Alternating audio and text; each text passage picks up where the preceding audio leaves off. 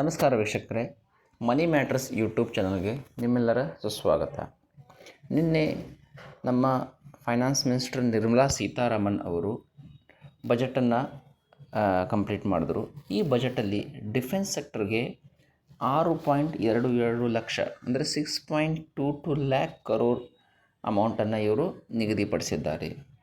ಇದು ಹೋದ ಡಿಫೆನ್ಸ್ ಬಜೆಟಲ್ಲಿ ನಿಗದಿಪಡಿಸಿರುವ ಅಮೌಂಟ್ಗಿಂತ 5% ಅಂದರೆ 4.8% ಜಾಸ್ತಿಯಾಗಿದೆ.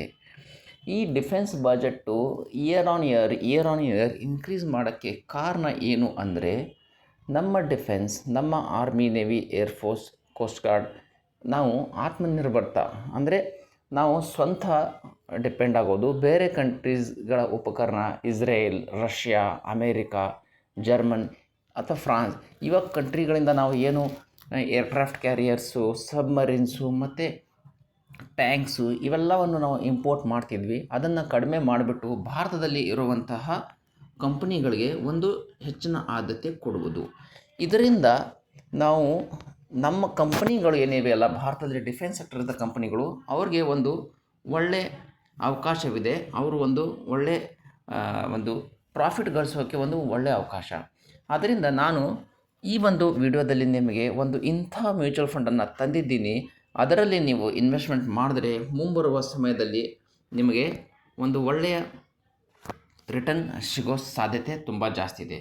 ಈ ಫಂಡಿನ ಹೆಸರು ಸ್ಕ್ರೀನಲ್ಲಿ ನೀವು ನೋಡ್ತಾ ಇರ್ಬೋದು, HDFC ಡಿಫೆನ್ಸ್ ಫಂಡ್ ಅಂತ.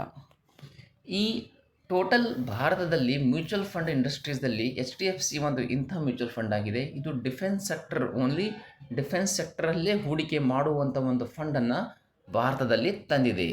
ಈ HDFC ಡಿಫೆನ್ಸ್ ಫಂಡ್ ಒಂದು ಹೊಸ ಫಂಡು. ಎಕ್ಸ್ಪೆನ್ಸ್ ರೇಷೋ ನೋಡೋಕ್ಕಿದ್ರೆ ಓನ್ಲಿ 0.7%, 1%ಗಿಂತ ಕಡಿಮೆ ಇದೆ. ಇದು ಟೋಟಲ್ ಸೈಜು 3665 crore ಮಾತ್ರ ಇದೆ. ಜಾಸ್ತಿ ಜನ ಇದರಲ್ಲಿ ಹೂಡಿಕೆ ಮಾಡಲ್ಲ. ಯಾಕಂದರೆ ಒಂದು ಹೊಸ ಫಂಡು, ಎರಡನೇದು ಇದೊಂದು ಸೆಕ್ಟೋರಿಯಲ್ ಫಂಡು, ಮೂರನೇದು ಡಿಫೆನ್ಸ್ ಸೆಕ್ಟರ್ ಬಗ್ಗೆ ಬಹಳಷ್ಟು ನಮ್ಮ ಕನ್ನಡದ ಜನರಿಗೆ ಮಾಹಿತಿ ಇಲ್ಲ. ಡಿಫೆನ್ಸ್ ಸ್ಟಾಕ್ಸ್ ಅಂದರೆ ಏನು, ಡಿಫೆನ್ಸ್ ಫಂಡ್ ಅಂದರೆ ಏನು, ಮೇನ್ಲಿ ಹೇಳಬೇಕಂದ್ರೆ ಮ್ಯೂಚುವಲ್ ಫಂಡ್ ಬಗ್ಗೆನೇ ಗೊತ್ತಿಲ್ಲ. ಅದರಲ್ಲಿ ಡಿಫೆನ್ಸ್ ಸೆಕ್ಟರ್ ಫಂಡ್ ಅಂದರೆ ಇದೊಂದು ತುಂಬ ಕಾಂಪ್ಲಿಕೇಟೆಡ್ ವಿಷಯ ಆಗಿಬಿಡುತ್ತೆ ನಾವು ಜನರಿಗೆ. ನೀವೆಲ್ಲರೂ ಈ ಡಿಫೆನ್ಸ್ ಫಂಡಲ್ಲಿ ಒಂದು ಇನ್ವೆಸ್ಟ್ಮೆಂಟ್, ಒಂದು ಅಮೌಂಟನ್ನು ಹಾಕಿ ಮತ್ತು ಇದರಲ್ಲಿ ಗ್ರೋತ್ ಆಗೋ ಚಾನ್ಸಸ್ ತುಂಬ ಜಾಸ್ತಿ ಇದೆ. ಇದರಲ್ಲಿ ಡಿಫೆನ್ಸ್ ಸೆಕ್ಟ್ರಲ್ಲಿ ಇರುವಂಥ ಕಂಪ್ನಿಗಳಲ್ಲೆಲ್ಲ ಈ ಫಂಡು ಇನ್ವೆಸ್ಟ್ಮೆಂಟ್ ಮಾಡುತ್ತೆ. ನಾನು ನಿಮಗೆ ಆ ಕಂಪ್ನಿಗಳ ಹೆಸರನ್ನು ತೋರಿಸ್ತೀನಿ. Hindustan Aeronautics Limited, Bharat Electronics, Premier Explosives, Astral Microwave, Bharat Earth Solar Industries, Cyient DLM, ಈ ರೀತಿ ಇವರ ಹತ್ರ ಒಂದು L&T ಅಂದರೆ Larsen Toubro, InterGlobe Aviation, JNK India, ಈ ರೀತಿ ಸುಮಾರು ಕಂಪ್ನಿಗಳಿವೆ. ಇದು ಡಿಫೆನ್ಸ್ ಸೆಕ್ಟರಲ್ಲಿ ಡೈರೆಕ್ಟಾಗಿ ಪ್ಲಸ್ ಇಂಡೈರೆಕ್ಟಾಗಿ ಕೆಲಸ ಮಾಡುತ್ತವೆ. ಇಂಥ ಎಲ್ಲ ಕಂಪ್ನಿಗಳಲ್ಲಿ ಇನ್ವೆಸ್ಟ್ಮೆಂಟ್ ಮಾಡಿದ್ರೂ ಒಂದು ಒಳ್ಳೆಯ ರಿಟರ್ನ್ ಸಿಗುತ್ತೆ. ಡೆಫಿನೆಟ್ಲಿ ಫ್ರೆಂಡ್ಸ್, ನೀವು ಈ ಡಿಫೆನ್ಸ್ ಸೆಕ್ಟರಿಂದ 2-3 ಕಂಪ್ನಿಗಳು ನಿಮಗೆ ಯಾವ ಇಷ್ಟ ಇವೆಯೋ 2-3 ಕಂಪ್ನಿಗಳನ್ನು ಸೆಲೆಕ್ಟ್ ಮಾಡಿ ಮತ್ತು ಅದರಲ್ಲಿ ಇನ್ವೆಸ್ಟ್ಮೆಂಟ್ ಮಾಡಿ. If you want to directly invest in stocks, otherwise HDFC Defense Fund is the best option for you. So don't miss this opportunity. Defense sector going well, doing well, and even the budget is also a positive for defense sector. ಇದನ್ನು miss ಮಾಡ್ಕೋಬೇಡಿ. Go with HDFC Defense Fund.